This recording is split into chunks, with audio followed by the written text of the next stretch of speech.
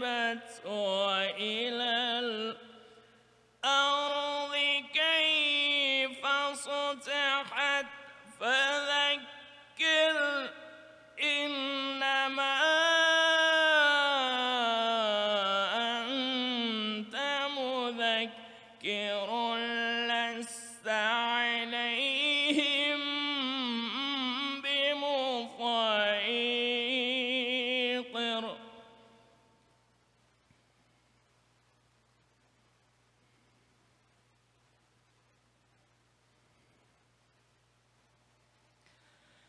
إلا من تولى وكفر فيعذبه الله العذاب الأكبر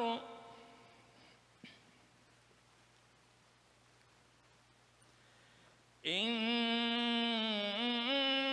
إلينا إيابهم ثم إن علينا حسابهم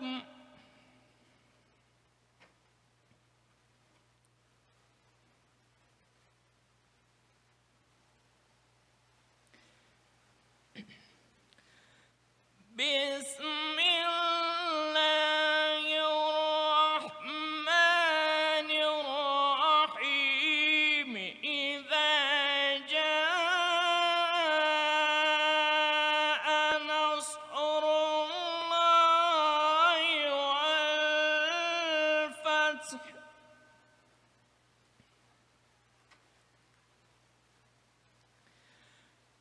ورأيت الناس يدخلون في دين الله أفواجا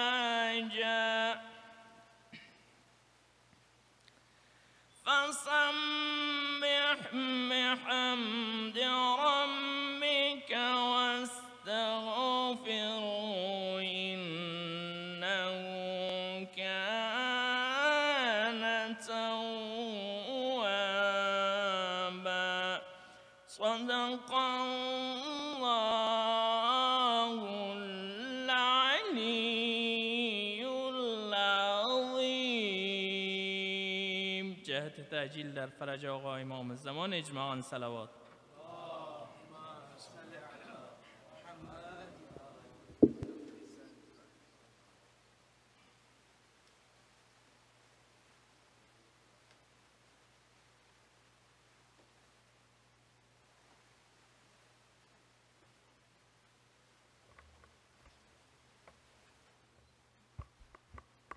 أعظم الله أجورنا وأجوركم من مصابنا بأبي عبد الله الحسين وجعلنا وإياكم من الطالبين بثأره مع ولي الإمام المهدي عجل الله فرجه الشريف. اللهم صل على محمد.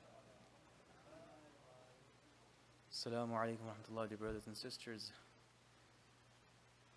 Today we've started this majlis aza, the recitation of Quran by Agha Javed, alhamdulillah, and inshallah keeping the topic that was addressed yesterday, the ABCD of contemplating about Quran and understanding and reflecting what book, what ni'mah has Allah, what word has Allah addressed the believers, the people with. May Allah give us the tawfiq that we are able to understand, acknowledge the importance of this book, and prepare ourselves, become familiar with Quran, and use it as a means of proximity and closeness to Allah, and then inshallah learn and actually act upon the teachings of it. Allah salawat al-Muhammad wa al-Muhammad. Today inshallah I'd like to invite my young brother Ali Mahboubi to share some sayings of the Sayyid al-Shuhada alayhi afdal salatu wassalam. Allahumma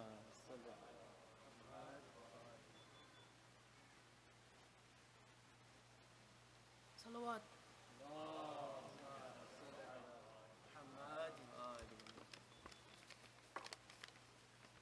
Digar nara salawat.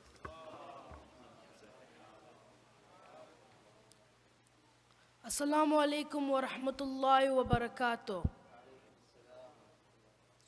Today I would like to share some sayings and advice from Imam Hussein alayhi salam. Our third Imam says, wisdom never attains perfection except by following the truth, obeying the commands of God. One who loves you prevents all evils, while your enemy persuades you to commit wrong and evil.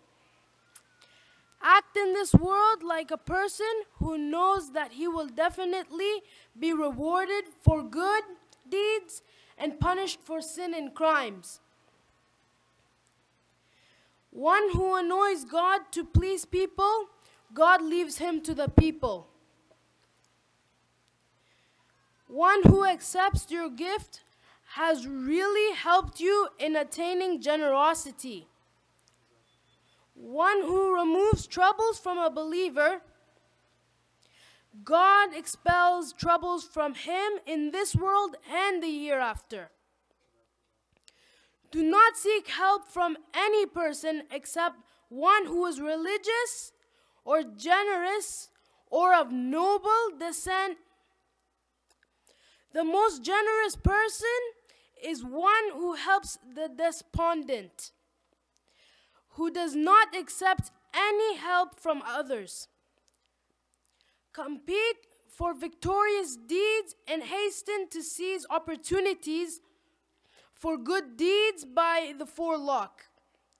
The most forgiving person is one who forgives in spite of his ability to punish. If you hear someone backbiting people, try to be unfamiliar to him. Do not speak about your brother in faith behind his back except what you like to be spoken about behind your back. A person came to Imam Hussein alayhi salam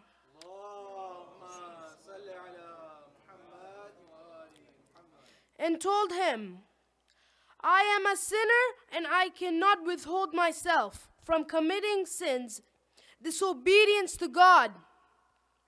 So please bless me with your domination. Imam Hussein alayhi salam advised him, do 5 things and commit whatever sin you like. Do not eat any food created by God and commit whatever sin you like. Get out of God's universe and commit whatever sin you like. Find a place where God cannot see you and commit whatever sin you like. When the angel of death, Israel, comes to withdraw soul from your body, make him flee from you and commit whatever sin you like. When Malik, the angel, likes to cast you into the fire of hell, do not enter into hell and commit whatever sin you like. Salawat.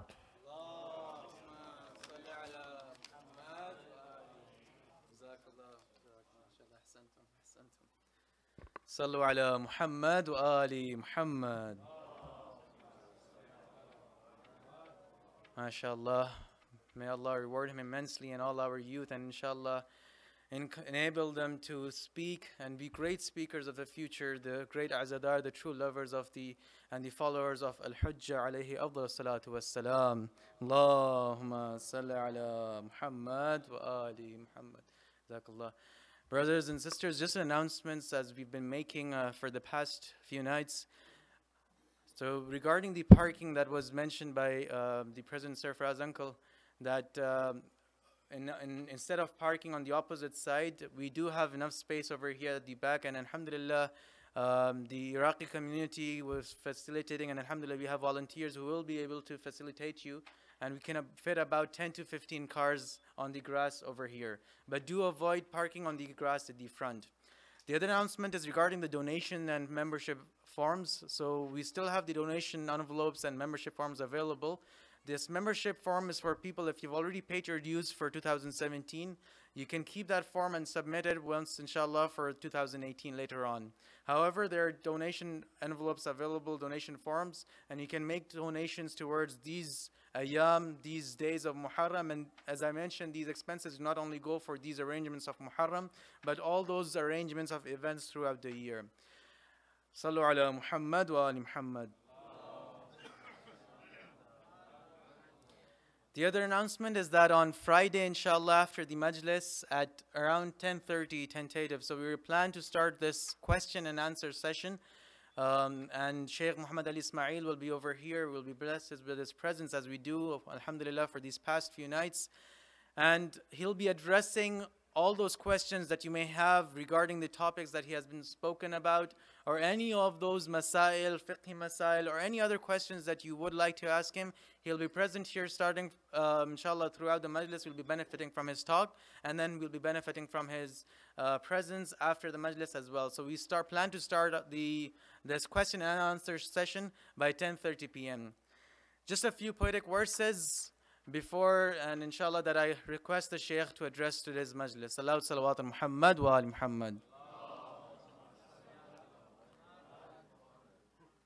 کیا رہا خیموں میں شہ کے ایک اداسی رہ گئی کیا رہا خیموں میں شہ کے ایک اداسی رہ گئی صرف رونے کو محمد کی نواسی رہ گئی سج گئی قاسم کے ٹکڑوں سے ادھر کر بو بلا سج گئی قاسم کے ٹکڑوں سے ادھر کر بو بلا صرف رونے کو محمد کی نواسی رہ گئی چھینتا تھا شمر چادر اور زینب بار بار چھینتا تھا شمر چادر اور زینب بار بار اپنی چادر کے محافظ کو بلاتی رہ گئی کیا رہا خیموں میں شہ کے ایک اداسی رہ گئی خون دل عباس کا سب بہہ گیا رن میں مگر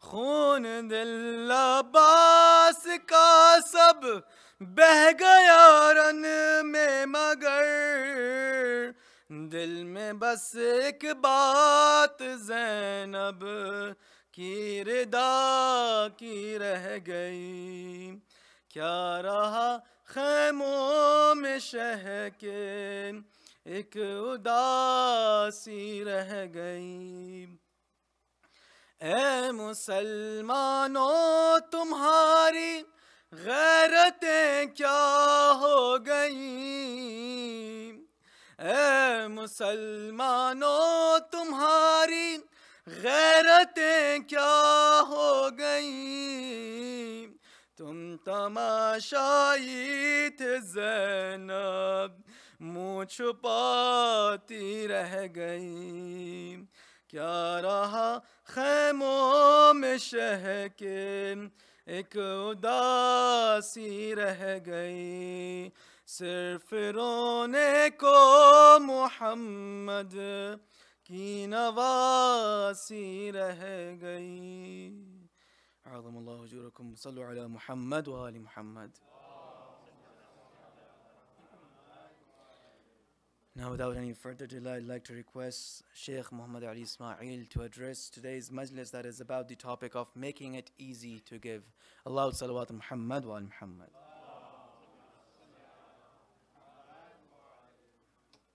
تیر جفا چه خورد به پیشانی حسین خورد و پیشانی حسین گلنار شد محاسن نورانی حسین کاشان زمان که تیر و پیشانیش نشست میشد تمام خلق و قربانی حسین بر کشاکان زبان اقتدار حرکات بر قصر تا به کف پای محمد صلوات اللهم صل علی محمد.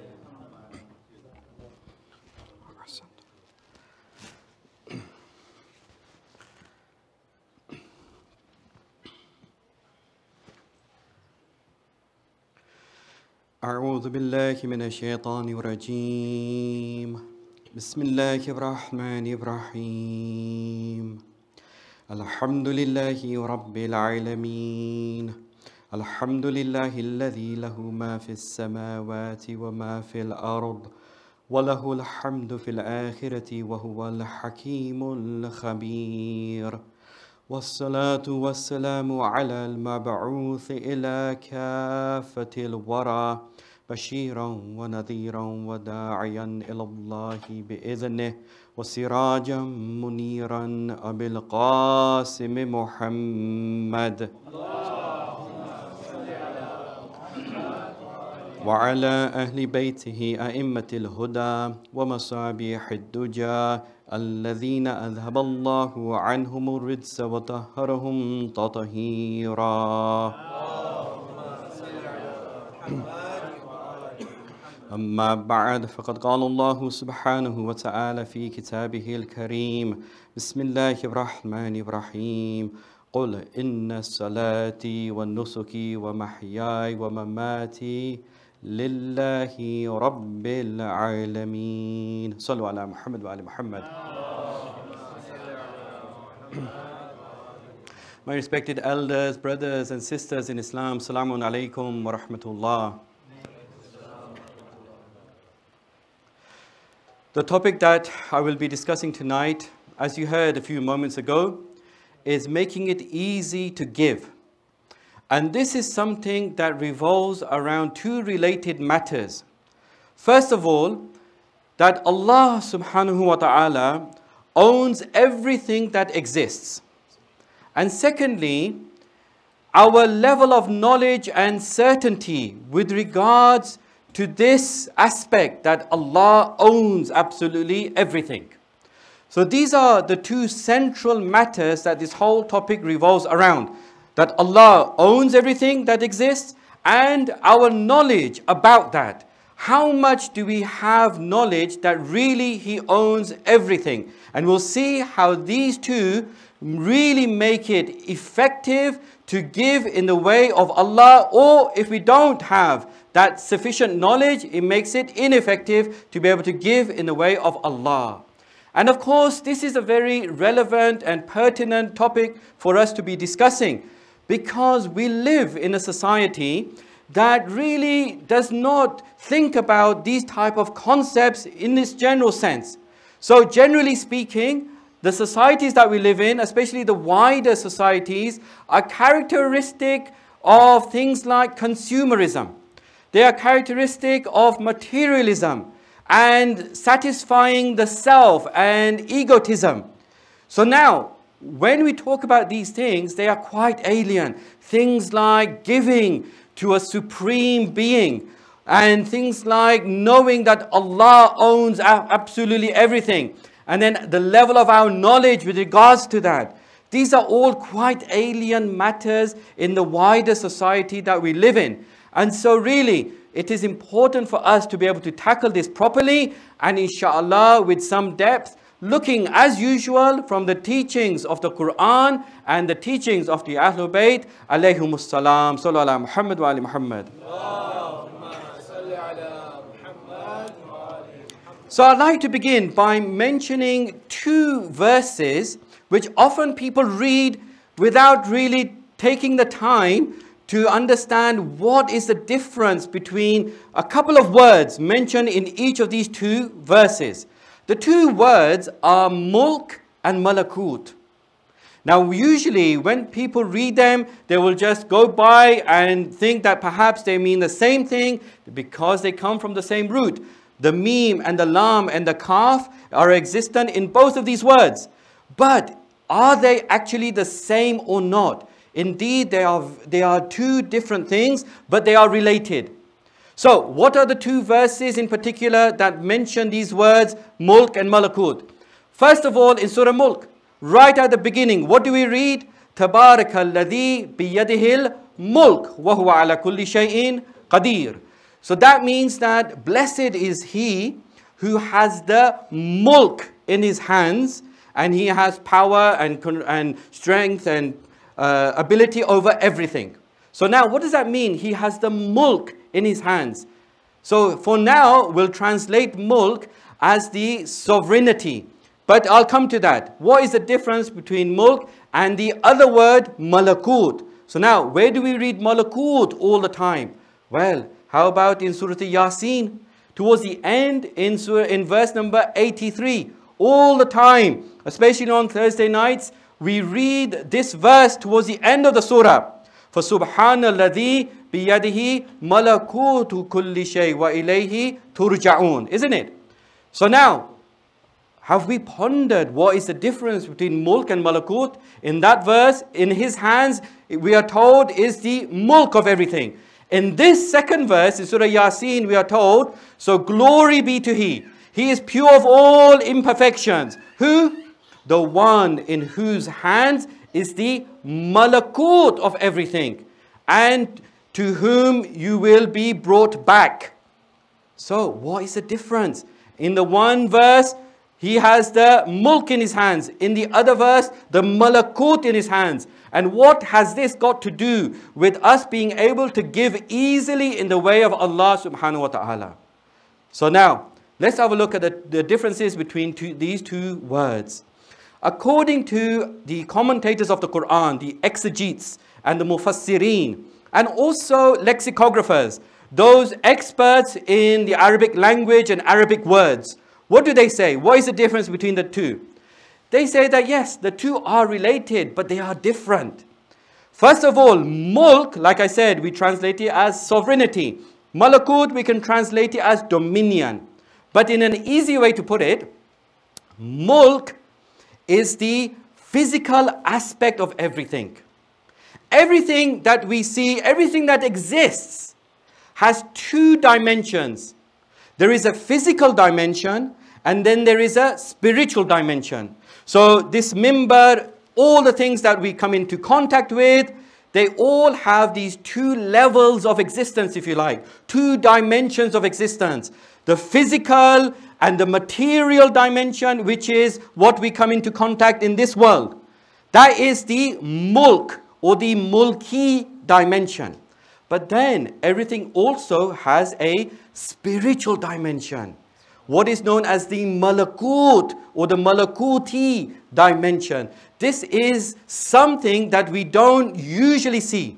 This exists at a higher level. In the next life, in the higher realms, the malakuti aspect and dimension of everything that exists. So all of these things, they exist at a higher level as well, which is known as the malakuti existence. Now, how is this related to our topic of giving in the way of Allah? We will soon see, inshallah.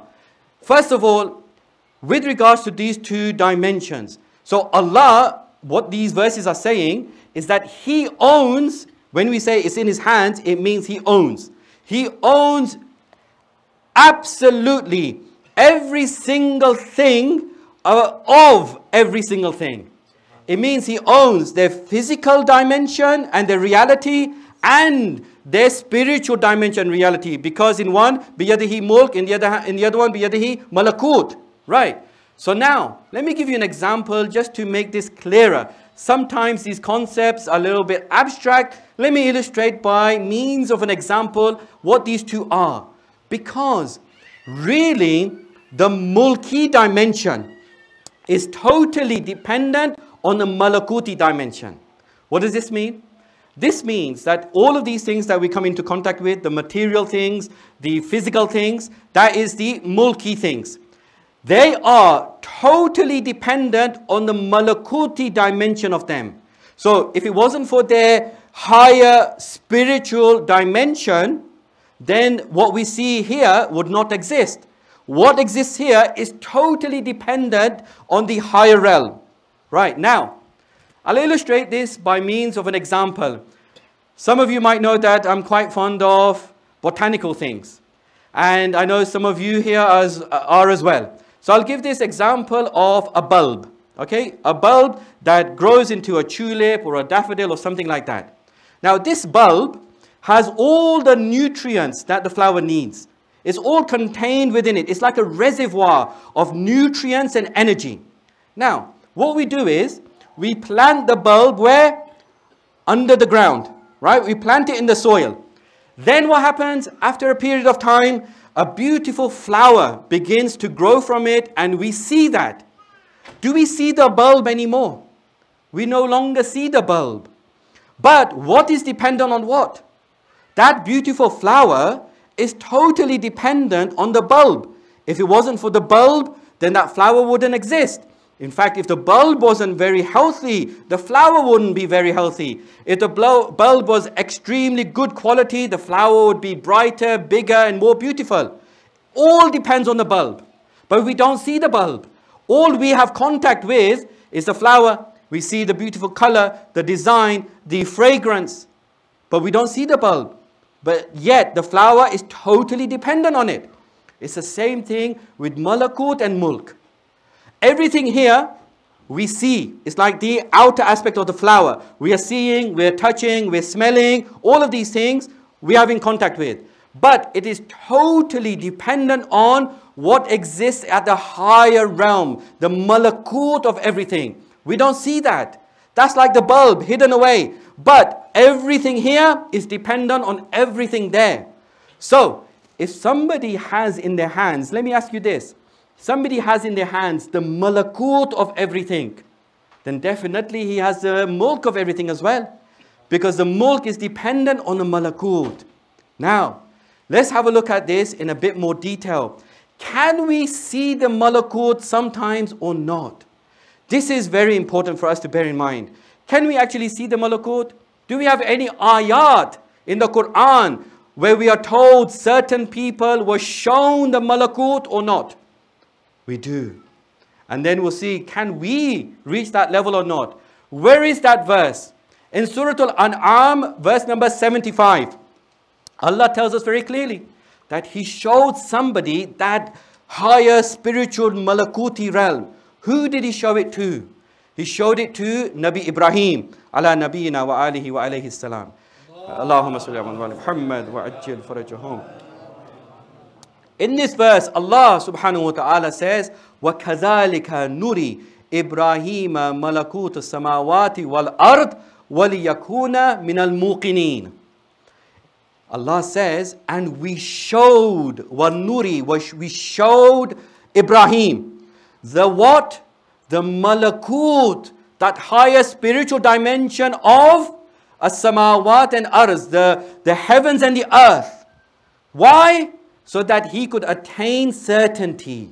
Now, this is very much linked to our topic in a bit late, in a few moments' time. We'll come to the whole issue of certainty. But what Allah mentions here is that we showed Ibrahim the malakut, so that of the heavens and the earth, so that he could attain, he could be one of those who have certainty. Now, Ibrahim was shown the malakut. Can we see the malakut as well or not? Usually we can't, because we are just limited to this world and the physical things and the material things here. But sometimes we can reach a state where we can see the malakut.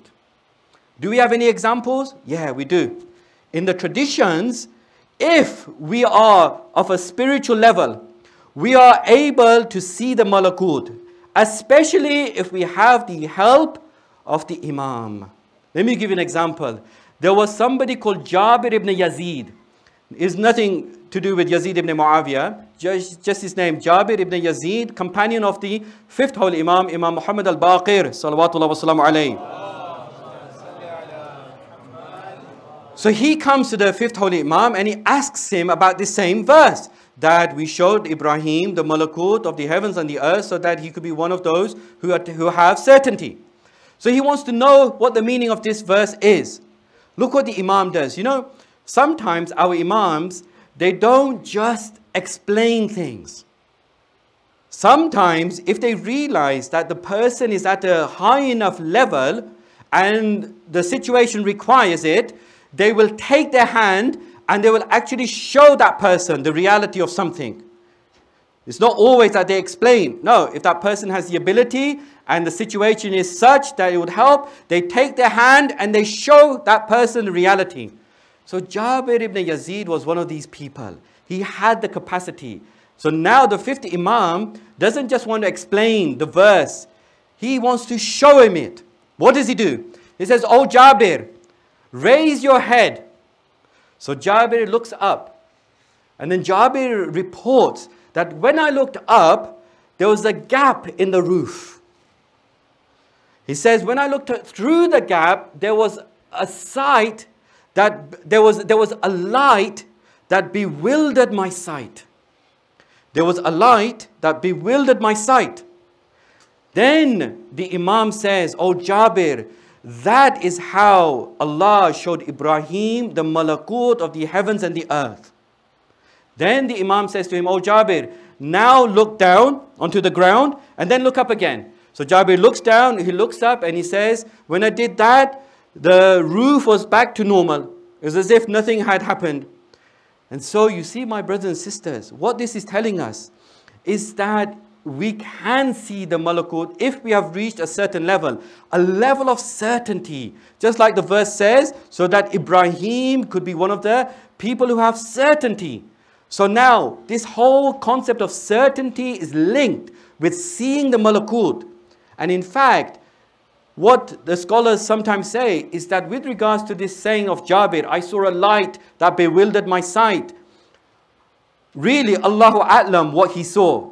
Perhaps that's the only way he could describe it. Not necessarily it was a light, but words failed him to describe what he saw. So he's just saying, "I saw a light that bewildered my sight." But who knows what he saw? We would only know exactly what he saw if we reached that level. So from this we see that not only can we see the malakut, but there's a link between certainty and having this malakuti awareness. Sallu ala Muhammad wa ali Muhammad.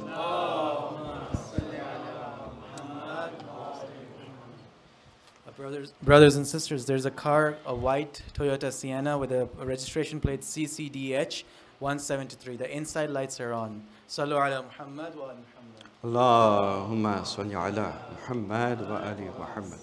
So now, when we look at this, we can see and go a step further. For example, when we want to make the link between giving and knowing that Allah is the owner of everything, there is a wonderful tradition that we can look to. It is known as the tradition of Unwan al-Basri.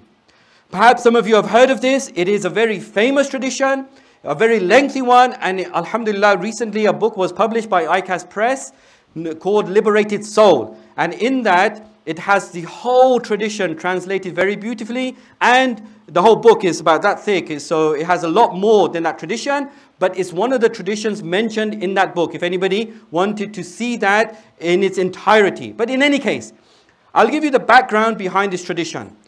Unwan al-Basri is actually the name of the narrator. He was a 94-year-old man, and he narrates that he went to none other than the sixth holy Imam, Imam Jafar al-Sadiq salawatullah wa salamu alayhi. When he heard that the Imam had come to Medina, and so now Unwan wants to learn from him. To cut a long story short, Unwan tries to become his student. The Imam rejects him first, but eventually the Imam accepts to teach him. And when he teaches him, he starts giving him these amazing gems of wisdom. Really, we have to read it fully and study it to appreciate exactly what a treasure this tradition is. In any case, this 94-year-old, now this in itself is an inspiration for us to learn from the cradle to the grave. So this 94-year-old is narrating what the Imam told him and the advice that the Imam gives him. Just one piece of this advice relates to our topic. The Imam says, he talks about what haqiqat al-ubudiyya is the reality of servitude. And he says that one of the things that the true servant has is this fact, this knowledge that whatever Allah has granted him, he does not possess any of it. Rather, Allah truly possesses everything that he has granted the abd. So, the Imam is saying, a true abd is the one who knows that whatever Allah has granted him does not belong to him. It belongs to Allah. Then the Imam says, and if somebody knows this, there's a result. There's a good benefit of it. What is the benefit? The benefit of that is that giving in a way that Allah has commanded him to give becomes easy for him. Becomes easy for him. So, in summary, the Imam is saying one of the characteristics of a true servant is that he has this belief, he has this knowledge that whatever he has does not belong to him. And then when he has that, there's a benefit. The benefit is that he can give easily in the way that Allah has commanded him to give. So now we're getting closer to this result. How can we give easily in the way of Allah? So now, when we look at this, we see, for example, all blessings, the Quran tells us, وَمَا بِكُم مِّن نِعْمَةٍ فَمِنَ اللَّهِ. Whatever blessing you have, it is from Allah. Surah An-Nahl verse 53 tells us very clearly, whatever wealth you have, your knowledge, your health, any time you have, the fruits of your experience, all of these things, they are all blessings and therefore they are from Allah. The verse tells us very clearly. So now, if we were true ibad of Allah, we would have this yaqeen within us that whatever we have, all of these things truly belong to Allah. Now, when we have this yaqeen, doesn't it make it easier for us to give in His way? Think about it. Let me give you this example. Somebody says to you that, look after this cell phone for me. Now, who does the cell phone belong to? Does it belong to you or does it belong to your friend who's told you to look after it? It belongs to your friend. All he's saying is that, oh brother, look after this cell phone for me. It does not belong to you. It's his. Now he says, oh brother, can you give it to Ahmed? What can you do? Can you say, no, I'm going to give it to Ali. I'm going to give it to Fatima. You cannot say that because it belongs to him and he's telling you to put it in a use that he wants it to be in. You have to do what he says. You don't have a choice. You said, fine, I have to give it to Ahmed. I have to give it to Fatima, whoever you say. It's the same thing with all of our belongings. When we realize that Allah is the owner of everything, like we said, the malakut and the mulk of absolutely everything. And then He says to us, oh Ahmed, give this thing that I have given you. It could be your money, it could be your wealth, it could be your health, it could be your body parts, it could be your experience, your knowledge. Then can you say, no, I'm not going to give it?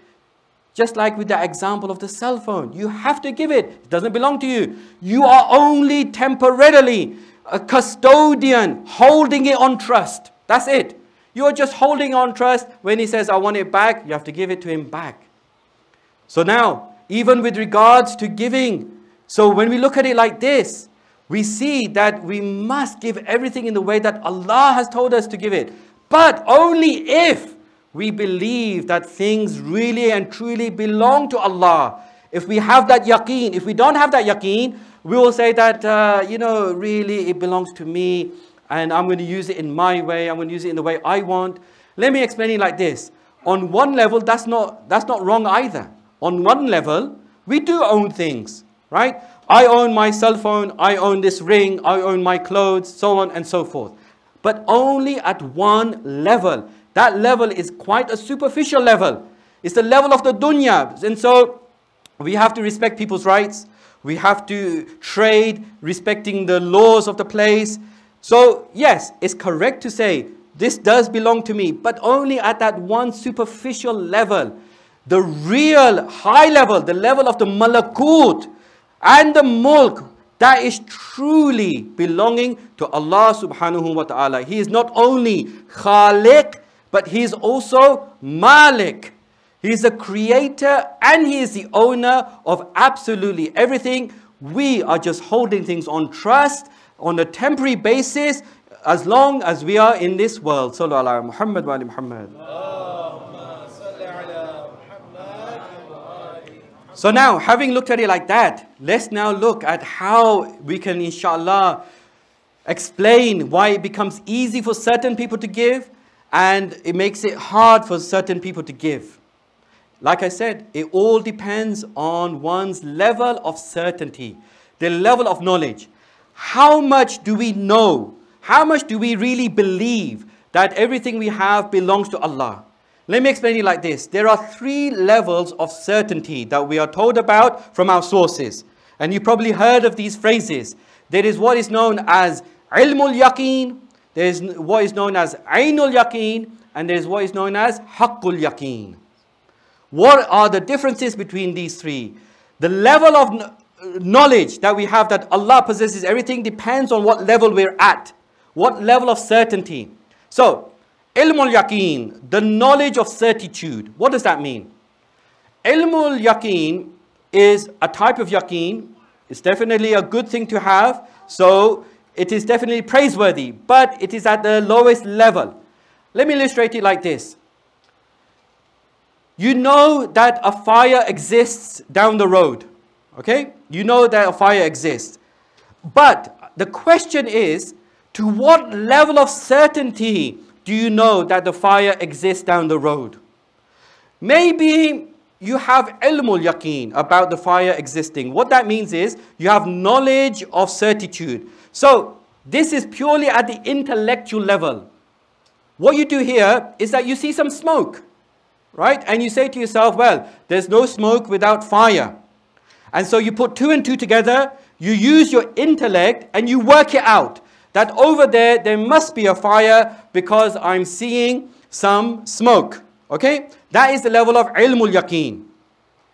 Then, at a higher level, now, you're not just putting 2 and 2 together. You actually take a walk down there and you actually see it with your eyes. Now, which is a higher level? The first level, you have certainty that there's a fire there. But isn't the second level higher? Because now you're seeing it with your own eyes, isn't it? This is ainul yaqeen, the vision of certitude. It's a higher level that you know there's a fire there. Fine. What is haqqul yaqeen? The truth of certitude. Now, you don't only put 2 and 2 together because you see the smoke. Not only do you go near it and you see it with your eyes, but here you jump into the fire. Right? You jump into the fire. Now, if somebody was to ask you, oh, so-and-so, does the fire exist? What would you say? With what level of certainty would you reply him with? You would say, what are you talking about? Of course it exists. I'm in it. I'm burning in it. That is the highest level of certainty. That you have absolutely no doubt because you are experiencing it. You are somehow united with the known object. There's ittihad bayn al-ma'loom and what is known as the alim. The alim, the knower, is now united with the ma'loom, the known object. There is no separation, they are together.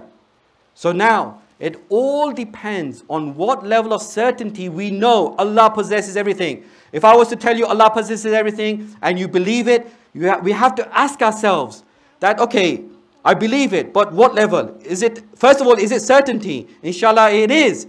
Because lower than that, then we need to work on it. But then when it's certainty, what level of certainty? Okay, if we know that Allah possesses everything at the level of ilmul yaqeen, the lowest level of yaqeen, it's still good because it's yaqeen and it's praiseworthy.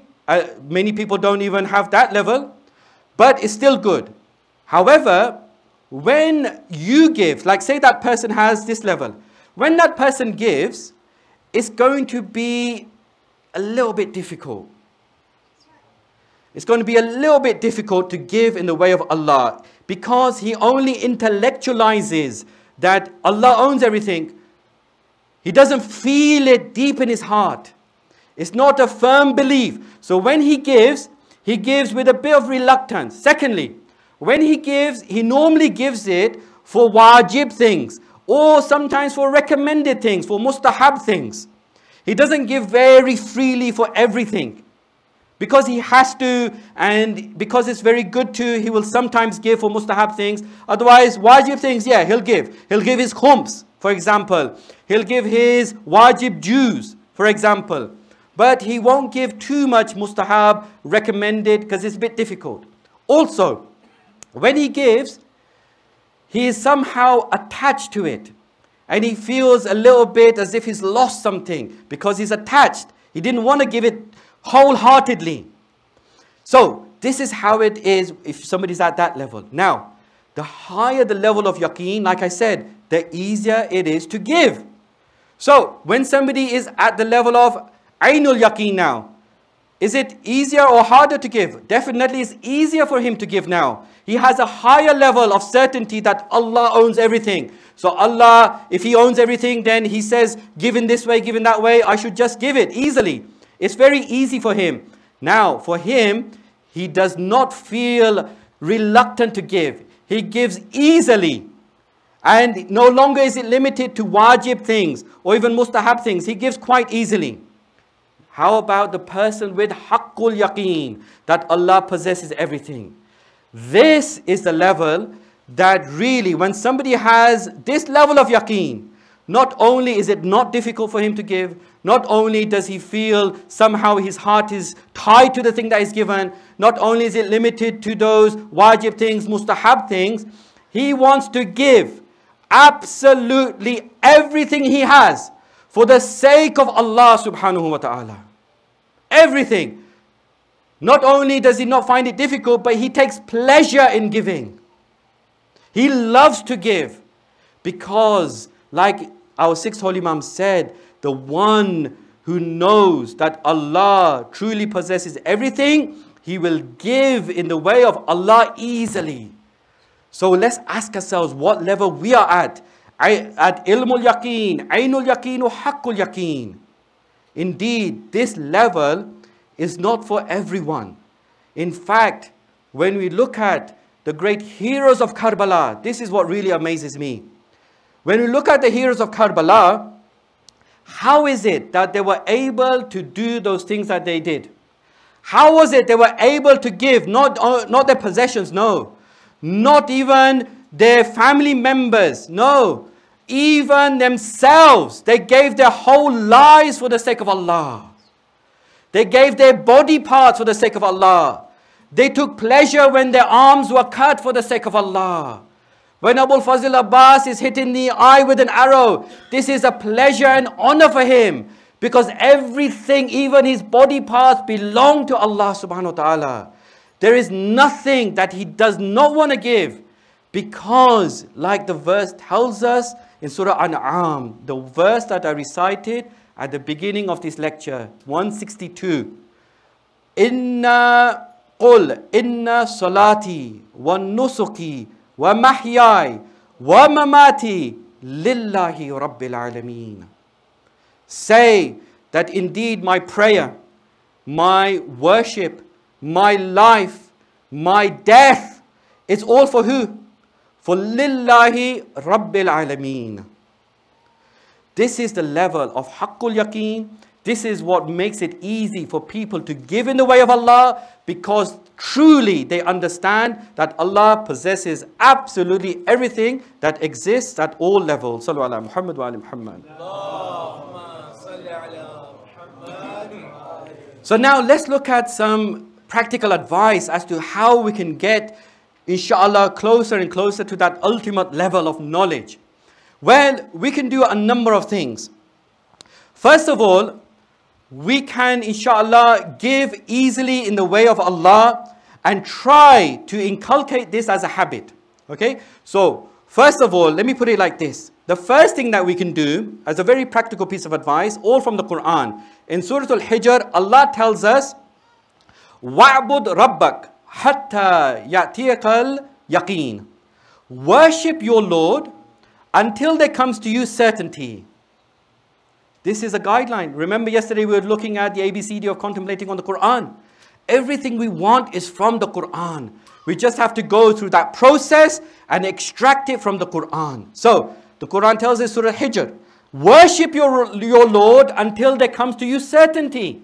So that's the first practical piece of advice we get. How do we get this certainty, this haqqul yaqeen, inshaAllah? Well, the more we worship Allah, the more sincerely we do that, the more yaqeen we will get, the more certainty we'll get. The verse tells us itself, worship your Lord until there comes to you certainty.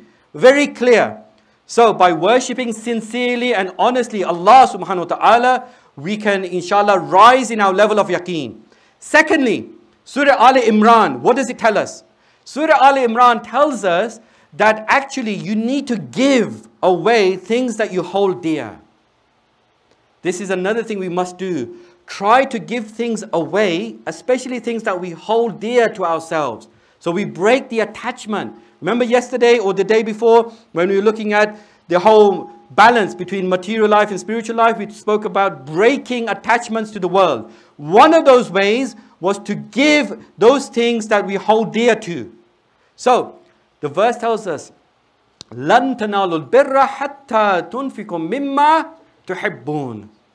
You will never reach, or certainly you will not get to the level of piety unless you give what you hold dear, what you love.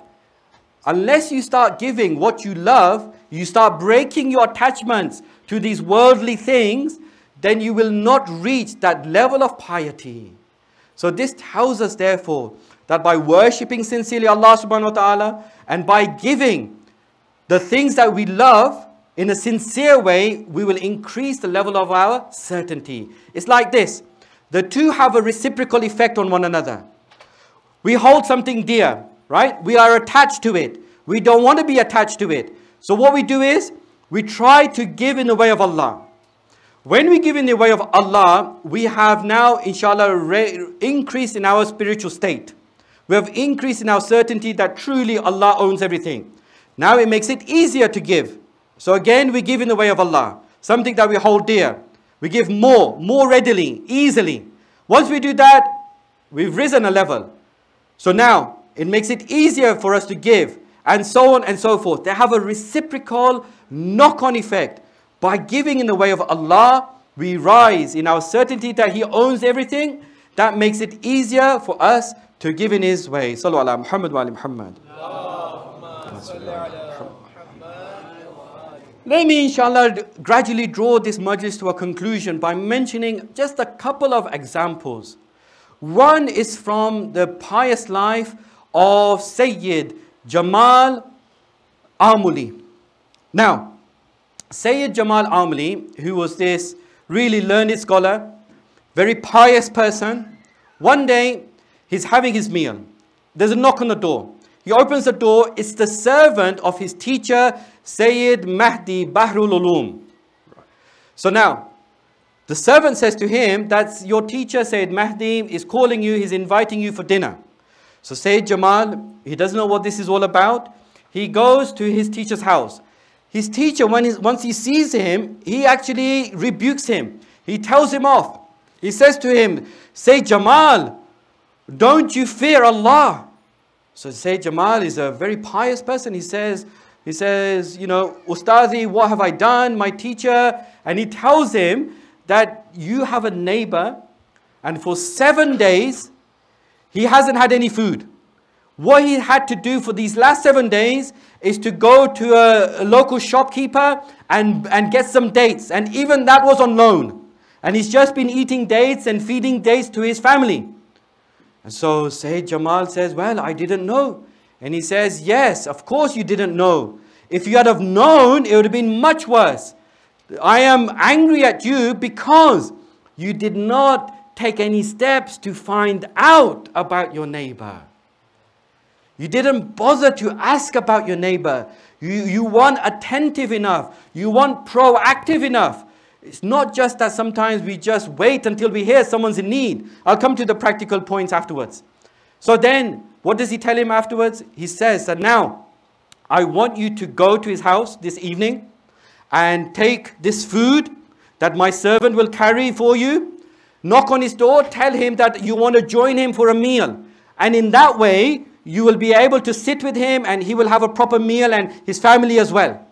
And he says to him, also take this bag of money. Take this bag of money and very discreetly put it under his carpet so that he doesn't know. So this is what Sayyid Jamal does. And he goes to his house, that person's house, he has that meal with him, and he hides this bag of money under his carpet. So now, what is this telling us? This is telling us that really, when we're looking at how we can increase our certainty that Allah owns everything, there are a number of things we can do. Give in the way of Allah, but also give to people as well who are very needy.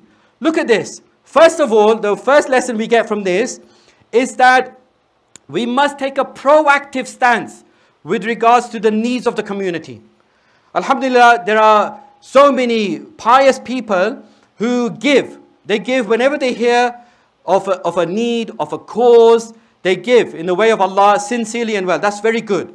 But what this is telling us, a lot of the time, we won't hear about the needs of the community. We won't hear about it. People don't like to put out their hand and start saying that, can you give me, I'm in need, this and that. What we need to do is make sure that we are proactive in this. We have to be attentive to the needs of the community.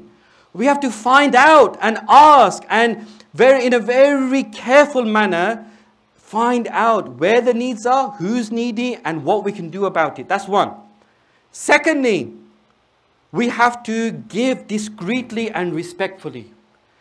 Sometimes people, they will give, but they will give it in a way that the other person feels embarrassed.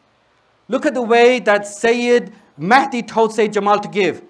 Tell that person you want to join them for a meal. What a brilliant way. I want to join you for a meal. I've brought this. Let's eat this together. And then very discreetly putting the money under the carpet. Respectfully, discreetly. Third lesson. Does it really matter if the other person knows it's us who did it? It doesn't matter. As long as Allah knows that what we've done, that's enough. Why should we care that some people find out what we've done, these great deeds, what we've done and given? Look at what Sayyid Mahdi did. He said to Sayyid Jamal, take this food. Where was the food from? It was from Sayyid Mahdi. Take this money. Where was the money from? From Sayyid Mahdi. But he said that take all of this with the servant, have that meal with him, put it under his carpet. Meaning, he didn't want Sayyid Jamal to say, oh, my teacher, Sayyid Mahdi, he's such a pious person and he gives this food, he gives this money. It's not from me, it's from him. Sayyid Mahdi didn't want any of that. He told Sayyid Jamal, if anybody takes the credit, it'll be Sayyid Jamal. But that's enough for Sayyid Mahdi because it's between him and Allah subhanahu wa ta'ala. Sallu ala Muhammad wa ala Muhammad. Another example, when we see not only the social benefits that this has for us, but also the personal benefits. Believe me, when we give in the way of Allah, and of course, these are just reminders for mu'mineen and myself, otherwise mu'mineen are doing all these things. But basically, when we look at the personal benefits as well, alhamdulillah, it really inspires us to give more.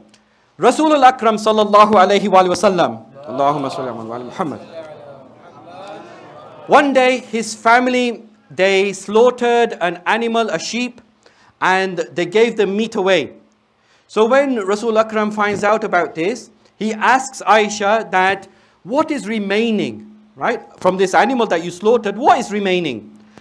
Aisha says nothing is remaining apart from this one leg. What does Rasul Akram say to her? He says to her, in fact, it's the other way round. He says, it's all remaining apart from this one leg. What is he trying to get at? He's saying to Aisha that you think that the only thing remaining is this leg, right? Because that's the only thing that you didn't give away. Rasul Akram is saying that everything you gave away is remaining, meaning it is with Allah subhanahu wa ta'ala. That's where the reward will come in. That's where it really matters. And the only thing that is not remaining is the leg. So he turns it the other way round. Remember that verse we looked at the other day, that ma indakum yanfad wa ma indallah baq, that what you have with yourselves, that is something that will end, right? Everything that you have near yourselves, with yourselves, it will all perish. It's only temporarily thing. But what is with Allah, it is baqi and it is everlasting. You see, this is the way to look at it, that what we give inshallah will be everlasting. What we don't give, if we keep it for ourselves from a selfish perspective. Now, I don't want to go into all that because I discussed it the other night.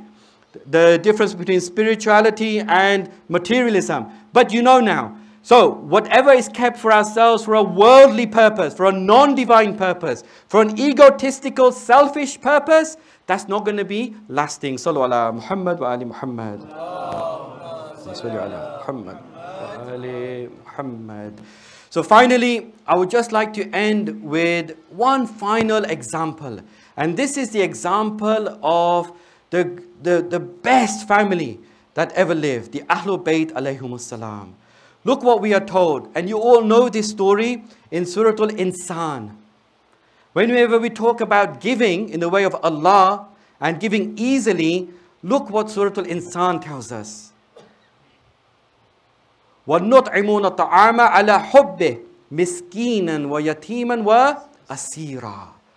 When the Ahlul Bayt, you will know the story, that they were fasting, and on 3 consecutive evenings, people came to their door. They knocked on their door. They wanted some iftar. They wanted some help. On the first night, it was the miskeen, a poor person. Second night was a yatim, an orphan. And the third night was an asir, a prisoner.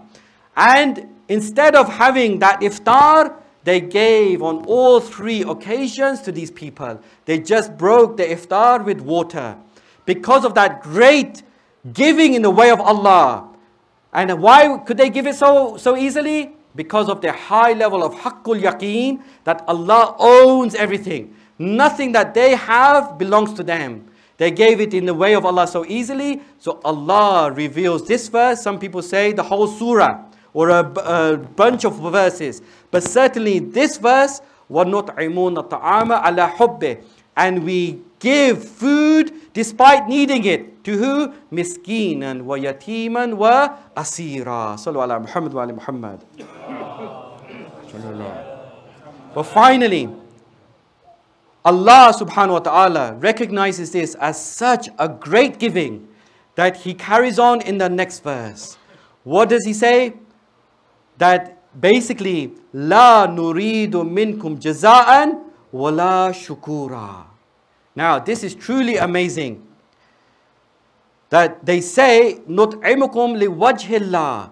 We gave purely for the sake of Allah. Purely for the sake of Allah. We do not wish from you any reward nor any thanks. Allahu Akbar. This is how we must be. Giving purely for the sake of Allah, not wishing any thanks from anyone, not wishing any reward from anyone. Our reward will be with Allah subhanahu wa ta'ala. And do you notice something here? Who is speaking here? When they say وَالنُّطْعِمُ, it's in the plural sense. La nurid is in the plural sense. We feed and we do not wish. Who's we? Let me ask you this. Who is we? It is the Ahlul Bayt alayhimus salam, isn't it? We fed and now we don't want any reward or any shukur. What is this telling us?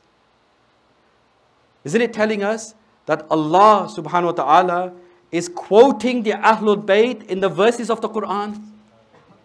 The verses of the Quran now become the quotations of the Ahlul Bayt alayhimus salam. Their words become verses of the Quran. When they say that we fed and we don't want this, and they explain their situation, Allah subhanahu wa ta'ala is quoting them, their words become part of the Quran. As a summary, with regards to this whole topic of giving easily in the way of Allah and making it easy to give in the way of Allah, we said it revolves around this whole concept of having this knowledge that Allah possesses everything and the level to which we know that. So we looked at how Allah subhanahu wa ta'ala owns not just the mulk but also the malakut, the physical aspect and the spiritual aspect of everything.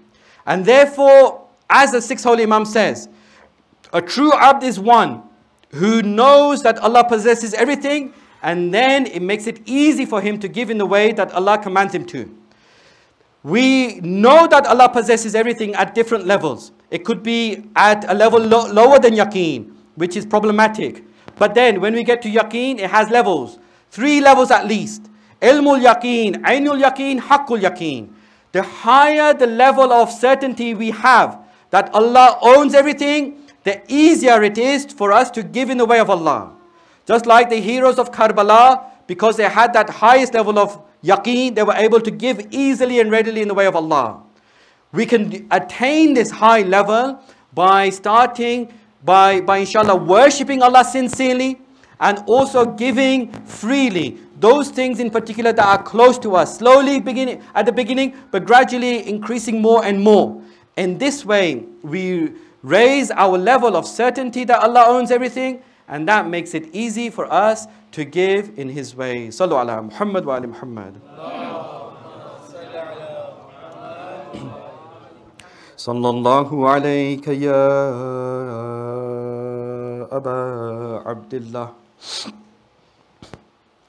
Sallallahu alayka ya ibna Rasulillah.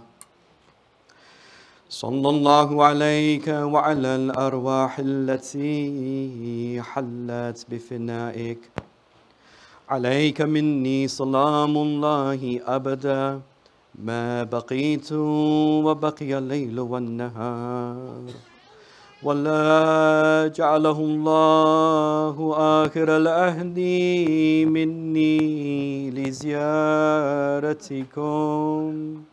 السلام على الحسين وعلى علي بن الحسين وعلى أولاد الحسين وعلى أصحاب الحسين. It is reported that Imam Hassan al-Mushtaba had 3 sons in Karbala who were all martyred. These 3 sons were Abu Bakr, Abdullah and Qasim. It is reported that Abu Bakr, who was about 15 years of age, he was martyred by an arrow shot to him.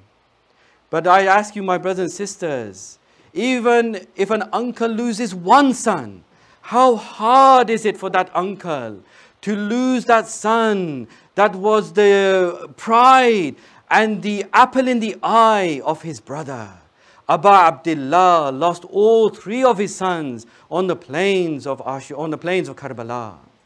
How about Abdullah? Let's recall first of all how Abdullah gave his life for Abu Abdullah. During the last moments of Imam Hussein's blessed life, on the plains of Karbala, he is now very tired. He doesn't have much energy. So Imam Hussein sits on the ground for a while. He's just resting for a moment. At that time, the enemy soldiers all gather around him. Now they see their opportunity. But there is one young boy who's looking at this, and he wants to defend his uncle. This is Abdullah, the son of Hassan.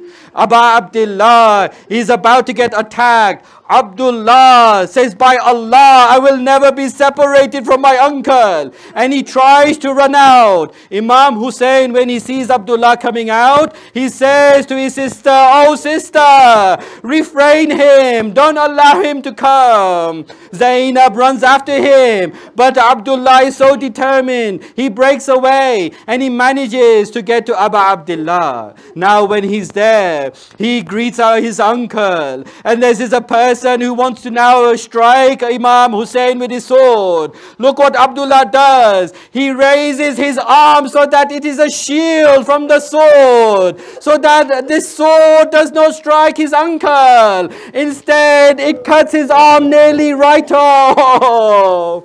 Abdullah, he shouts in agony, Ya Ummata. His arm is hanging only by the skin. He's in agony. Abu Abdullah hugs him. He embraces him. He brings him closer to his chest. He says, Oh, son of my brother, be patient for this affliction that has befallen you. At that time, Hurmaladi occurs. He takes an arrow. He aims it at Abdullah and he slaughters him while he's in the arms of Abu Abdullah. We can only imagine the devastation that Abu Abdullah is feeling now that he has lost two of the sons of Imam Hassan. But still, there was another sacrifice to come, for that was the sacrifice of Qasim. It is reported that Qasim, on the night of Ashura, he hears his uncle addressing the companions that they will be all martyred the next day. Qasim respectfully is sitting on the side, but when he hears this, he is thinking to himself, perhaps my uncle is saying that only the elders will be shaheed. What about me? Perhaps Qasim was feeling embarrassed that how will he meet his father on the day of judgment? That how will he be able to say to Imam Hassan that he gave his life for his brother Hussein? So he asks his uncle, Oh uncle, am I among those who will be martyred tomorrow? And look at the response of Abu Abdullah. Abu Abdullah, he asks him this question. Some people say he asked him this question in particular so that history would record it, that Qasim did not give his life in vain. Qasim did not give his life without understanding and awareness.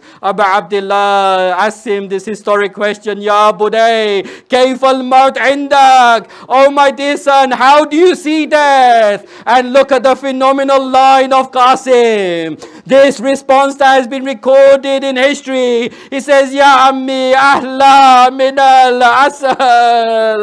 Oh my uncle, I see death sweeter than honey. So now Qasim, what he means by this is that, oh my uncle, giving my life for you is sweeter and dearer to me than honey. Abu Abdullah, what can he say to his young nephew? The nephew that reminds him so much of his brother Hassan. But now on the day of Ashura, it is time for them to go out onto the battlefield. Qasim, he comes and he tries to get permission from Abu Abdullah. Abu Abdullah, he cannot look into the face of Qasim but think about his brother. How is he supposed to give his nephew permission? Qasim insists. Abu Abdullah cries. He keeps on insisting. Finally, with a reluctant heart, Imam Hussein gives him permission. But before he does so, he embraces him on the day of Ashura. My brothers and sisters, there were two embraces between Abu Abdullah and Qasim. This was the first embrace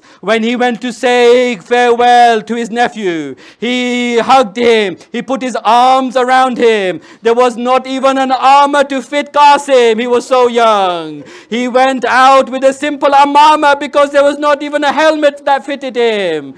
Now Qasim comes out. The narrator says he looked so handsome. His face was like a radiant moon. He was the embodiment of his father Hassan. He comes out with this battle cry, In tunkiruni fa ana far'ul Hassan. If you do not know me, let me tell you who I am. I am the son of Hassan, Sibtun Nabi al-Mustafa wal-Mu'taman, the grandson of the chosen and trusted prophet. The narrator says that he fought valiantly, but then somebody called Amr, he strikes Qasim. Qasim falls now face long onto the sands of Karbala. As he does so, he says, Ya Ammar, Abdullah. He does not forget his uncle. The reporter says Abu Abdullah came out like an angry lion. As he does so, he goes to strike Amr. Amr puts his arm up. Abu Abdullah chops the arm off of Amr. Amr cries out in agony. The enemy soldiers hear the cry. They all come charging on their horses. They all come charging on their horses to try and rescue Amr. At that point, Qasim is lying on the floor. The horses begin to trample Qasim. Qasim is still alive, but the horses keep on trampling him. Abu Abdullah is at the head of Qasim when the cloud of dust vanishes. What do everybody see? They see this very tragic and sad picture of an uncle with the head of his nephew on his lap. His nephew's whole body has been broken under the hooves of the horses. But I say, Abu Abdullah, just as your body was broken under the hooves of the horses, so too was the body of your nephew Qasim. Abu Abdullah says to Qasim, "Oh Qasim, how difficult it is for your uncle that you call on him for help, but he is unable to respond to your call." Qasim now, he is kicking his legs up and down. He is in so much pain. But now Abu Abdullah says his final farewells to Qasim. Now is the time for that second embrace. Like I mentioned, there were two embraces between Qasim and Abu Abdullah. The first one was when they said farewell. This time again, they embrace each other. But my brothers and sisters, there's a key difference between the first embrace and the second embrace. In the first embrace, Qasim is healthy. His whole body is intact. In the second embrace, again, they are chest to chest. Abu Abdullah carries him on his chest towards the camp. But this time, Qasim's entire body is broken. In the first embrace, Qasim had his arms tightly around his uncle. But this time, where are the arms of Qasim? This time, the arms of Qasim are hanging down. In the first embrace, Qasim was standing on his own feet. In the second embrace, Abu Abdullah has to carry him on his chest as his legs were dragging on the ground. Allah lanatullah ala al-qawmi zalimin. Wa sayalamu alladhina zalamu ayya munqalibin yanqalibun. Oh Allah, by the right of Hazrat Qasim, by the right of all the shuhada and usara of Islam, accept the following prayers. Oh Allah, enable us to reach the highest level of certainty so that we know you truly possess everything and so that we can give easily in your way, inshallah. Oh Allah, enable us to live and die with the wilayah of the Ahlul Bayt. Oh Allah, bless this gathering and this center, this Jama'at, and bless all of us to be able to give in a way that you are happy for us to give. Oh Allah, forgive us and our forefathers for our sins. Bring relief to all those who are facing difficulty around the world. And oh Allah, our last but not least prayer is you hasten the appearance of the 12th Holy Imam. Wassalamu alaikum, Ya Hussein.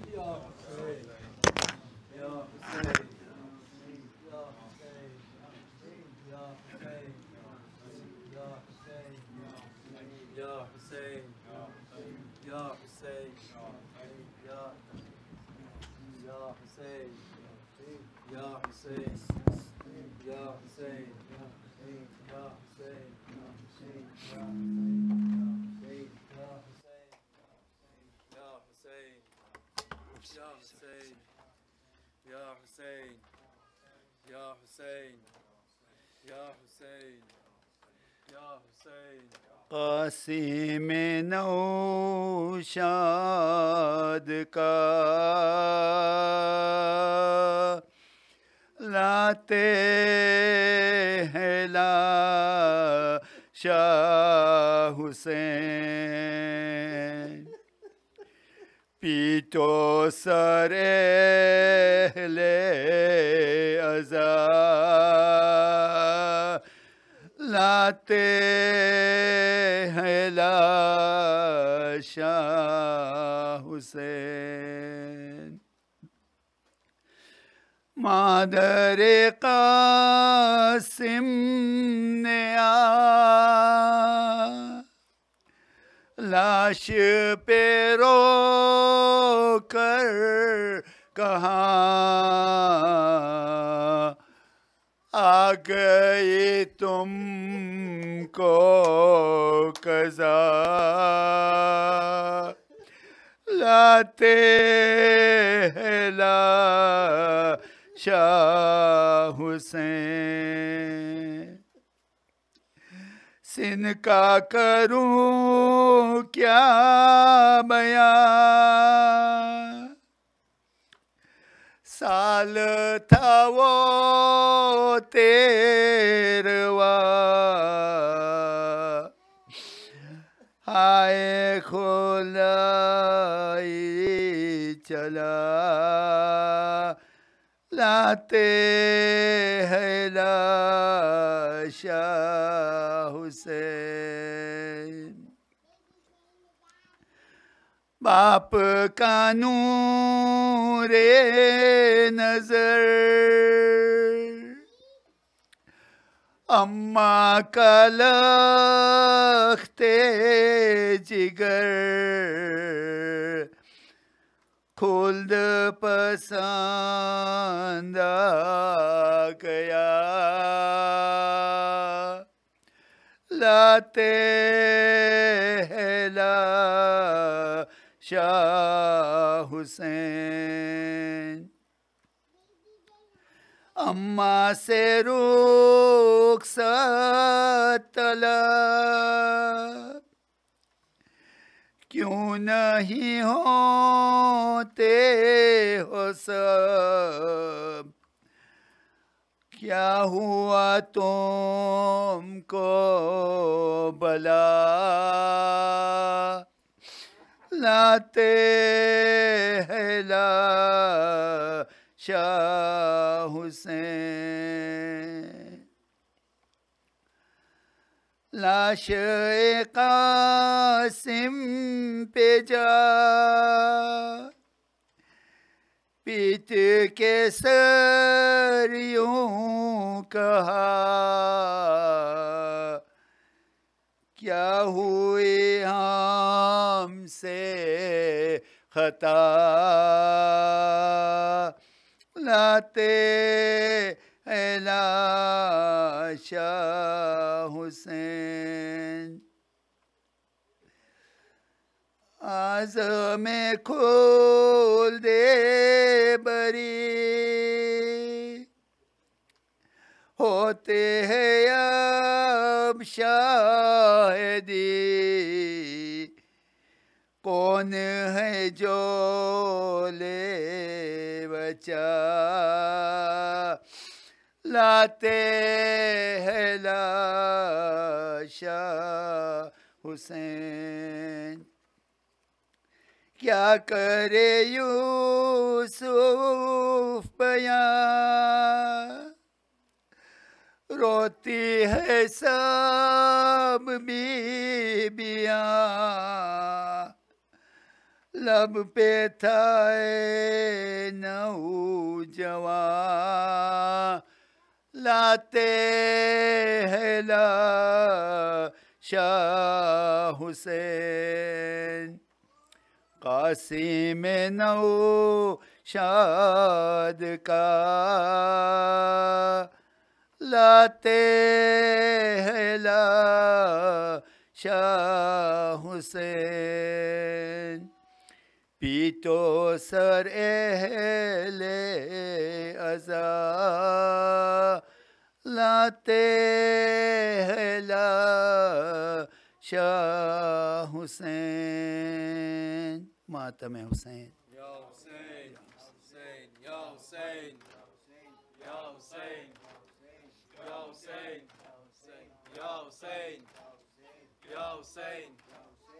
یا حسین یا حسین یا حسین یا حسین یا حسین یا حسین یا حسین Live like Ali, die like Hussein. Live like Ali, die like Hussein. Live like Ali, die like Hussein. Live like Ali, die like Hussein. Live like Ali, die like Hussein. Live like Ali, die like Hussein. Allah loves all who have love for Muhammad in their heart. He is the city of knowledge, Ali its door and path. Hussein and Prophet Muhammad can never be apart, because this is what Muhammad has said off from the start. Husainiyo, Husainu minni wa ana min al-Husain. Hussein, live like Ali, die like Hussein. Live like Ali, die like Hussein. Live like Ali, die like Hussein. For life and death they are the guidance and philosophy, the sacrifice of Hussein and the way of life of Ali. You only need to look at the final sujood of each. This is the art of life and death we should try to achieve. Husainiyo, these were the words of Ali. Fustu bi Rabbil Kaaba. Live like Ali, die like Hussein. Live like Ali, die like Hussein. Live like Ali, die like Hussein. When growing up we have been taught this lesson every day. Without a doubt you have been born to serve the Ahlul Bayt.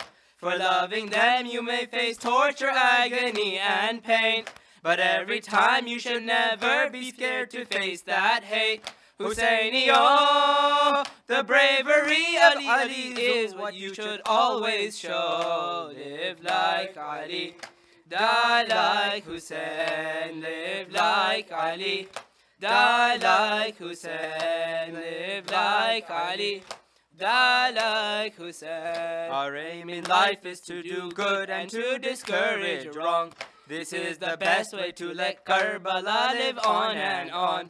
And even though we know that 14 centuries have gone, the sacrifice of Hussein lives on in us in our soul. Husainiyo, by standing for what he stood for, is answering his call. Live like Ali, die like Hussein. Live like Ali, die like Hussein. Live like Ali, die like Hussein. To call ourselves the lovers of these personalities, we have to follow them and should reflect on what they did. To fast and keep up with our prayers is imperative. These are the acts that go together with Azadari. Husainiyo, without one or other faith cannot be whole. Live like Ali, die like Hussein. Live like Ali, die like Hussein. Live like Ali, die like Hussein. Live like Ali, die like Hussein. Ya Hussein, Ya Hussein, Ya Hussein, Ya Hussein, Ya Hussein, Ya Hussein, Ya Hussein, Ya Hussein, Ya Hussein. Hussain तेरे लहू की खुशबू, हुसैन तेरे लहू की खुशबू फलक के दामन से आ रही है, फलक के दामन से आ रही है।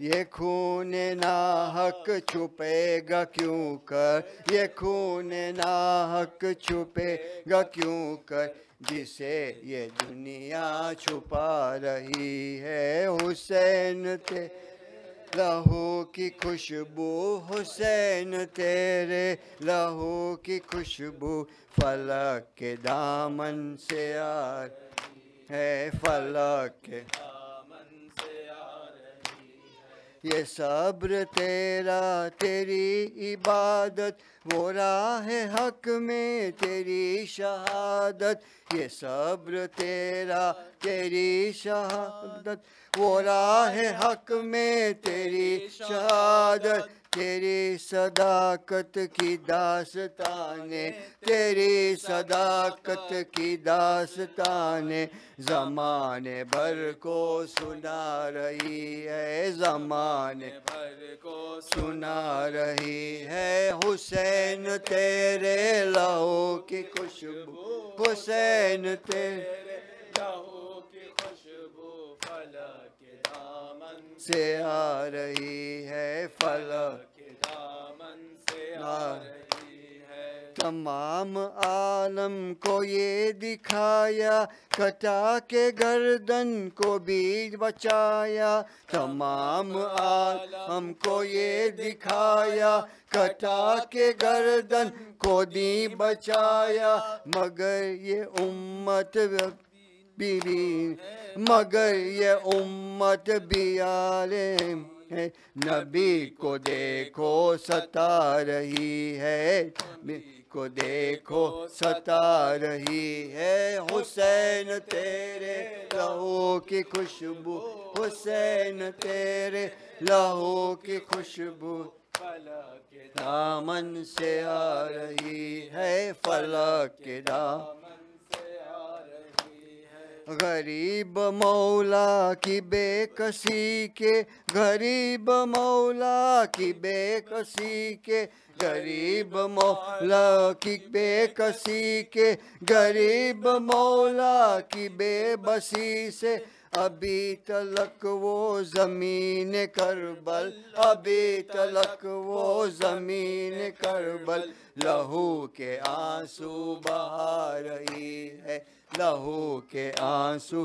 بہا رہی ہے حسین تیرے لہو کی خوشبو حسین تیرے لہو کی خوشبو فلک کے دامن سے آ رہی ہے فلک کے دامن سے آ رہی ہے جوان بیٹے کی لاش لینے چلے ہیں مقتل کو شاہ والا جوان کی بیٹے کی لاش لینے چلے ہیں مقتل کو شاہ والا مگر ضعیفی قدم قدم پر مگر ضعیفی قدم قدم پر اٹھا رہی ہے بٹھا رہی ہے اٹھا رہی ہے بٹھا رہی ہے حسین تیرے لہو کی خوشبو حسین تیرے لہو کی خوشبو فلک کے دامن سے آ رہی ہے فلک کے دامن سے آ رہی ہے علم علی کا جو لکھ رہا ہے جناب زہرا کی یہ دعا ہے علم علی کا جو لکھ رہا ہے جناب زینب کی یہ دعا ہے مقام نو پہ آج اس کی مقام نو میں آج اس کا جو دھیرے دھیرے بنا رہی ہے دھیرے دھیرے بنا رہی ہے حسین تیرے لہو کی خوشبو حسین تیرے لہو کی خوشبو فلک کے دامن سے آ رہی ہے فلک کے دامن سے آ رہی ہے یا حسین یا حسین یا حسین یا حسین یا حسین یا حسین یا حسین یا حسین یا حسین یا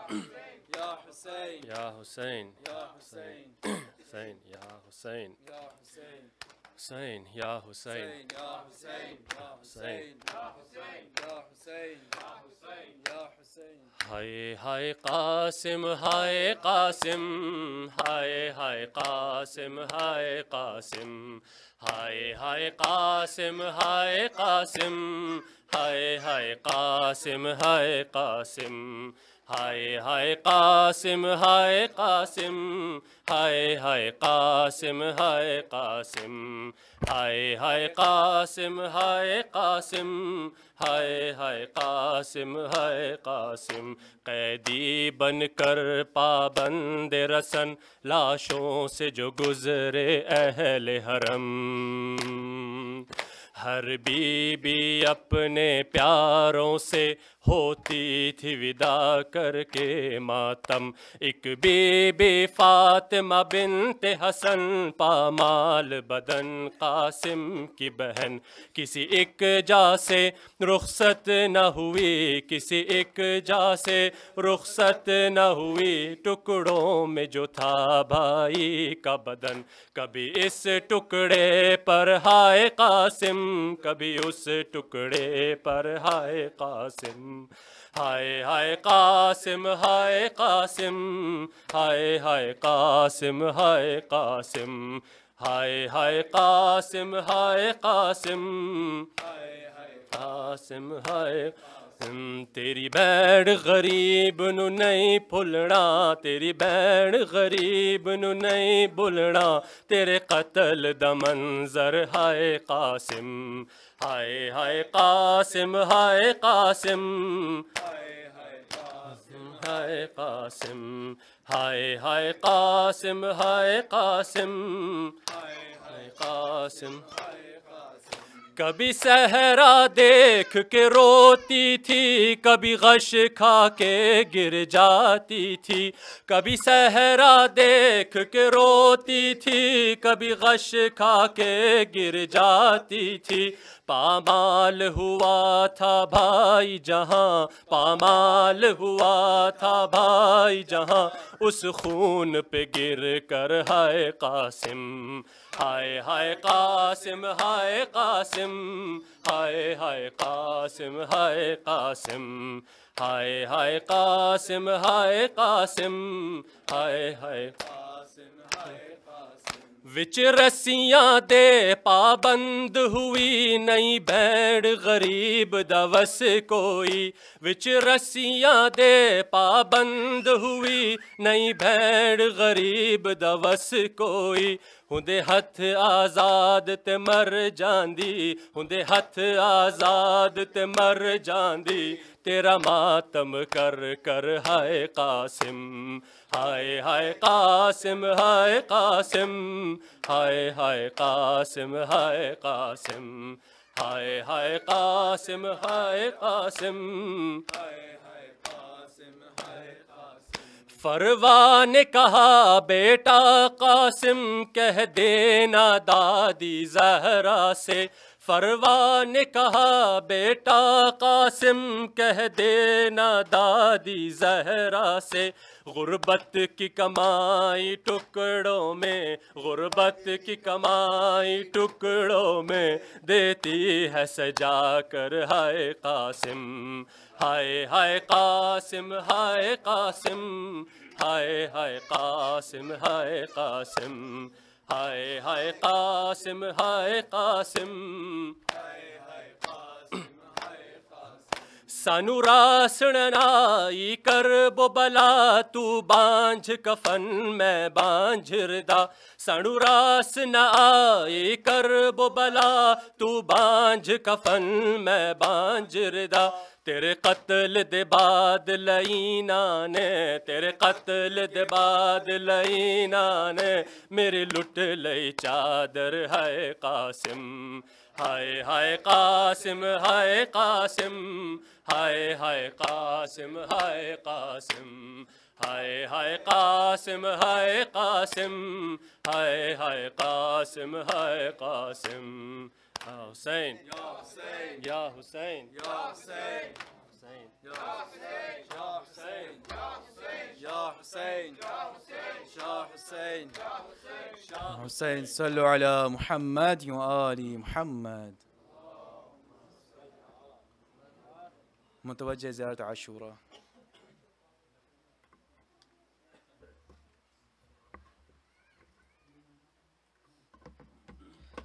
بسم الله الرحمن الرحيم السلام عليك يا رسول الله السلام عليك يا أمير المؤمنين. السلام عليك يا فاطمة الزهراء. السلام عليك يا خديجة الكبرى. السلام عليك يا حسن المجتبى ورحمة الله وبركاته. السلام عليك يا أبا عبد الله. السلام عليك يا ابن رسول الله. السلام عليك يا ابن أمير المؤمنين وابن سيد الوصيين. السلام عليك يا ابن فاطمة سيدة نساء العالمين. السلام عليك يا ثار الله وابن ثاره والوتر الموتور. السلام عليك وعلى الأرواح التي حلت بفنائك. عليكم مني جميعا سلام الله أبدا ما بقيت وبقي الليل والنهار. يا أبا عبد الله لقد عظمت الرزية وجلت وعظمت المصيبة بك علينا وعلى جميع أهل الإسلام، وجلت وعظمت مصيبتك في السماوات على جميع أهل السماوات.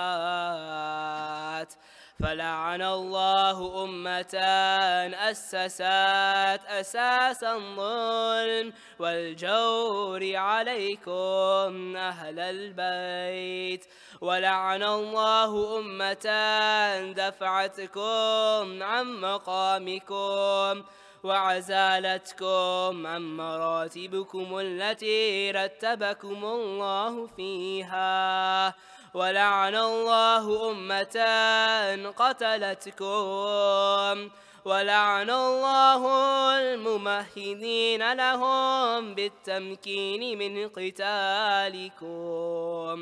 برئت إلى الله وإليكم منهم وأشياعهم وأتباعهم وأوليائهم. يا أبا عبد الله إني سلم لمن سالمكم وحرب لمن حارمكم إلى يوم القيامة. ولعن الله آل زياد وآل مروان، ولعن الله بني أمية قاتبا، ولعن الله ابن مرجانة، ولعن الله عمر بن سعد، ولعن الله شمرا، ولعن الله أمة أسرجت وألجمت وتنقمت لقتالك. بأبي أنت وأمي لقد عظم مصابي بك، فأسأل الله الذي أكرم مقامك وأكرمني أن يرزقني طلب ثارك مع إمام منصور من أهل بيت محمد صلى الله عليه وآله. اللهم اجعلني عندك وجيها بالحسين عليه السلام في الدنيا والآخرة. يا أبا عبد الله إني أتقرب إلى الله وإلى رسوله وإلى أمير المؤمنين وإلى فاطمة وإلى الحسن وإليك بموالاتك وبالبراءة ممن أساس ذلك وبنى عليه بنيانا وجرى في ظلمه وجوره عليكم وعلى أشياعكم برئت إلى الله وإليكم منهم وأتقرب إلى الله ثم إليكم بموالاتكم وموالاة وليكم وبالبراءة من أعدائكم والناصبين لكم الحرب وبالبراءة من أشياعهم وأتباعهم إني سلم لمن سالمكم وحرب لمن حاربكم وولي لمن والاكم وعدو لمن عاداكم فأسأل الله الذي أكرمني بمعرفتكم ومعرفة أوليائكم ورزقني البراءة من أعدائكم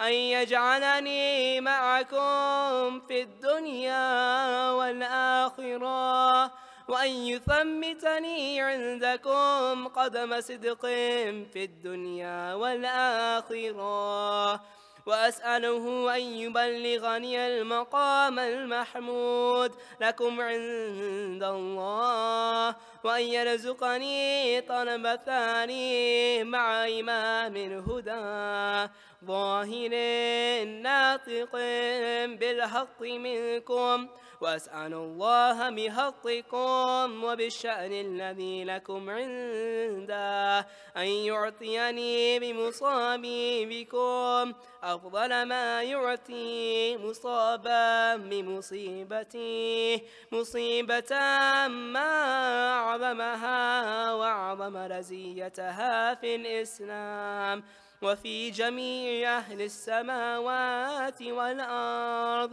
اللهم اجعلني في مقامي هذا ممن تناله منك صلوات ورحمة ومغفرة اللهم اجعل محياي محيا محمد وآل محمد ومماتي ممات محمد وآل محمد اللهم إن هذا يوم تبركت به بنو أمية وابن آكلة الأكباد اللعين ابن اللعين على لسانك ولسان نبيك صلى الله عليه وآله في كل موطن وموقف وقف فيه نبيك صلى الله عليه وآله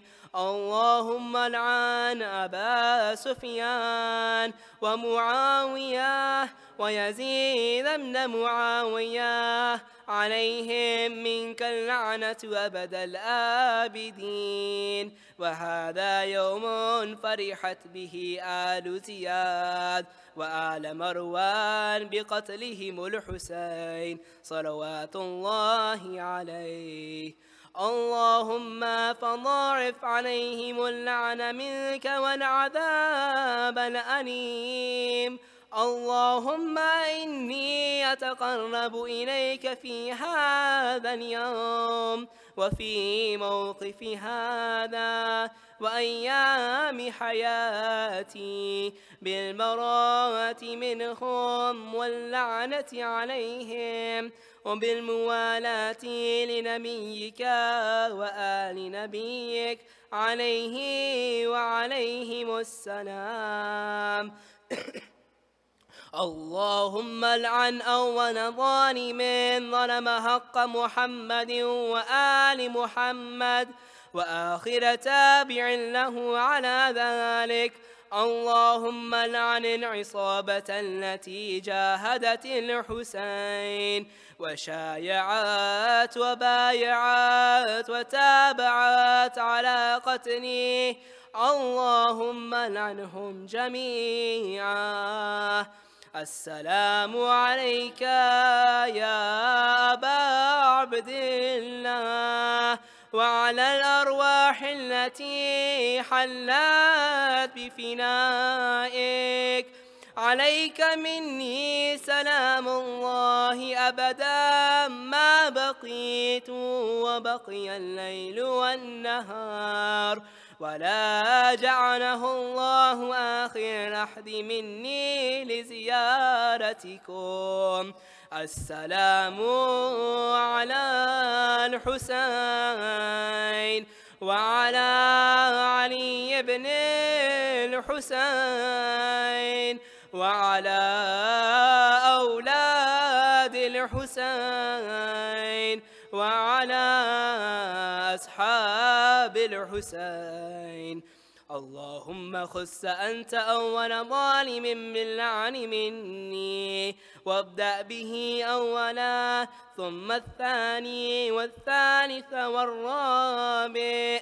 اللهم لعن يزيد خامسا، والعان عبيد الله بن زياد وابن مرجانا وعمر بن سعد وشمرا وآل أبي سفيان وآل زياد وآل مروان إلى يوم القيامة. Go to sujood, please. اللهم لك الحمد حمد الشاكرين لك على مصابهم. الحمد لله على عظيم رزيتي. اللهم ارزقني شفاعة الحسين يوم الورود، وثبت لي قدم صدق عندك مع الحسين وأصحاب الحسين الذين بذلوا مهجهم دون الحسين عليه السلام.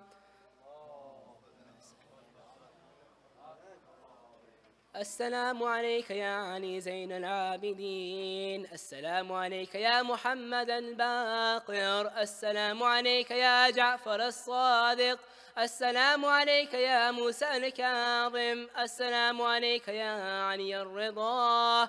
السلام عليك يا محمد التقي. السلام عليك يا علي النقي. السلام عليك يا حسن العسكري ورحمة الله وبركاته.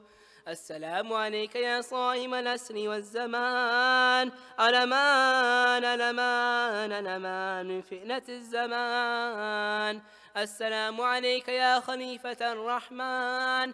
السلام عليك يا كعبة الإيمان. السلام عليك يا إمامنا وإمام الإنس والجان. عجل الله تعالى فرجك وسهل الله تعالى مخرجك وظهورك ورحمة الله وبركاته.